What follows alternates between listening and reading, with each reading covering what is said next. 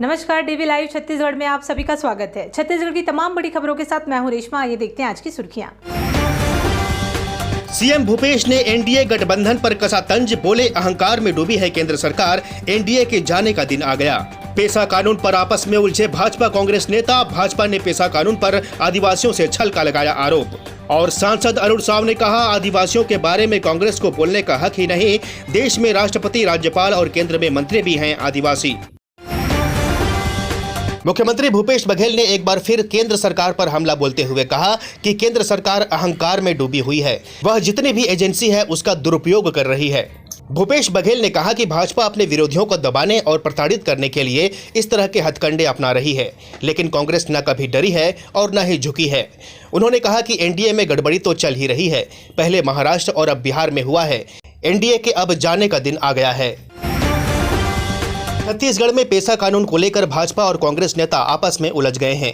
भाजपा ने जहां पेसा कानून के नाम पर कांग्रेस सरकार पर छल करने का आरोप लगाया है, तो वहीं कांग्रेस ने कहा कि 15 साल सत्ता में रहे तब पेसा कानून क्यों लागू नहीं किया। भाजपा के मुख्य प्रवक्ता अजय चंद्राकर ने कहा कि अनुसूचित जनजाति वर्ग के लोगों को, आदिवासी भाइयों बहनों को पेसा कानून में जो अधिकार देने की बात कही जा रही है, उसमें एक महत्वपूर्ण कड़ी को छोड़ दिया गया है, जिसे लेकर बस्तर संभाग का सुकमा जिला जल रहा है। आदिवासी तेंदुपत्ता संग्राहक अपने करोड़ों रुपए के भुगतान के लिए पिछले 4 माह से दर दर भटक रहे हैं। इस मामले में कांग्रेस संचार प्रमुख सुशील आनंद शुक्ला ने कहा कि 15 साल तक भाजपा की सरकार थी, अजय चंद्राकर सरकार में प्रभावशाली मंत्री थे, तब वनवासियों के लिए पेसा कानून क्यों नहीं लागू किया। मुख्यमंत्री भूपेश बघेल राज्य की 32% आदिवासियों को अधिकार संपन्न बनाने पेसा कानून लागू कर रहे हैं, तो भाजपा नेता गलत बयानी कर अपनी खींच निकाल रहे हैं। भाजपा के नवनियुक्त प्रदेशाध्यक्ष और बिलासपुर सांसद अरुण साव ने कहा है कि कांग्रेस को आदिवासी समाज के बारे में बोलने का हक ही नहीं है। अरुण साव ने कहा कि आजादी के 70 साल बाद भाजपा ने आदिवासी समाज की महिला को राष्ट्रपति के सर्वोच्च पद पर पहुंचाया। प्रदेश की राज्यपाल से लेकर केंद्र में भी आदिवासी समाज से मंत्री हैं। साव ने कहा कि जनता को ठगने वाली सरकार ने मुक्ति दिलाने साव ने कहा कि जनता को ठगने वाली सरकार से मुक्ति दिलाने 2023 में फिर से राज्य में भाजपा की सरकार बनाना प्राथमिकता होगी। छत्तीसगढ़ की राज्यपाल अनुसुईया उइके राजधानी रायपुर के इंडोर स्टेडियम में आयोजित भोजली महोत्सव में शामिल हुई। राज्यपाल का नगाड़ा और मांदर की थाप पर परंपरागत नृत्य करते हुए स्वागत किया गया।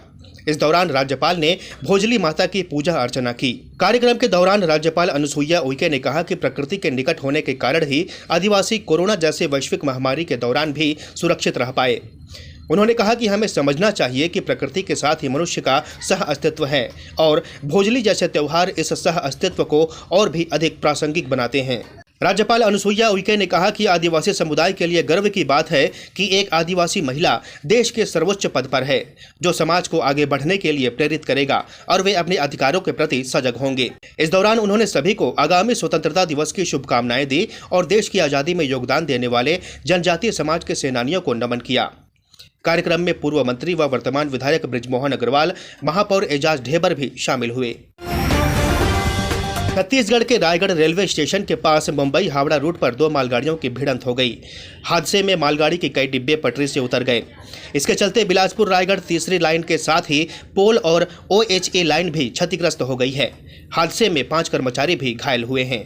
बताया गया है कि रायगढ़ रेलवे स्टेशन के पास कोतरा रोड सिग्नल पर एक मालगाड़ी खड़ी हुई थी। उसके लिए दूसरा इंजन लगाकर ले जाने की तैयारी चल रही थी। इस दौरान भूपदेवपुर की ओर से आई मालगाड़ी ने उसे टक्कर मार दी। हादसे में दोनों ट्रेन में मौजूद 5 कर्मचारी घायल हो गए। घायलों को रेलवे अस्पताल में भर्ती किया गया था, जहां से उन्हें मेट्रो बालाजी हॉस्पिटल रेफर कर दिया गया है। हादसे के पीछे तकनीकी खराबी की बात कही जा रही है। छत्तीसगढ़ में स्वाइन फ्लू के 12 नए केस सामने आए हैं। इनमें से 4 केस अकेले रायपुर के हैं। प्रदेश में अब स्वाइन फ्लू के कुल मामलों की संख्या 49 हो गई है। 22 केस अब भी एक्टिव हैं। बता दें कि स्वाइन फ्लू के केस में 4 लोग रायपुर, 3 लोग रायगढ़, 2 मरीज राजनांदगांव से और एक मरीज धमतरी, बस्तर और कोरबा जिलों से आए हैं।